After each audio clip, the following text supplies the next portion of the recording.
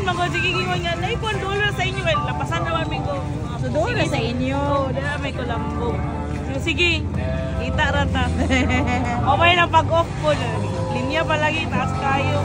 Hello mga kabisaya, og nata karon sa may Agura, Cagayan de Oro City kay para tilawan kining bag-ong nagtrending nga parisan diri sa CDO. Mauni ang DKP Paris Overload and Eatery. Around 8 PM mi nag-abot sa area mga kabisaya o kabalo na gid ko no, expected na gid na nga daghan customer kay base akong nakita online, daghan gid kayo customers.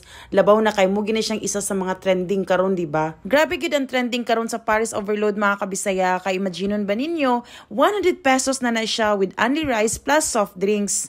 Og nakita man gid ninyo mga kabisaya nga medyo taas-taas gid ang linya sa cashier. After sa cashier, proceed na sad mo sa lain nga linya para mag-claim sa inyong Paris Overload o sa inyong rice o sa lahi po tong i-claim ninyo kung asa ang soft drinks mga kabisaya. O kay medyo layo-layo man namong nalingkuran mga kabisaya, so ga-expect me kung pwede ba nga rice na diretso, but diri sa DKP no, dili nila ginaalaw ang 2 rice diretso. As long as mahurot imong isa ka rice, pwede ka magdugang sa rice kay only rice siya mga kabisaya, which is mas nindot pod no, kay syempre na magiuban customers ba nga kalas-kalas og rice, diba? So mas okay gyud kay makatipid-tipid pod ang owner sa Paris Overload. So ali atong tilawan.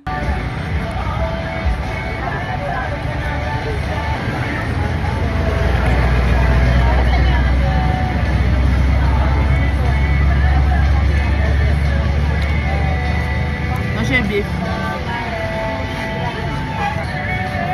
Buset apa ko?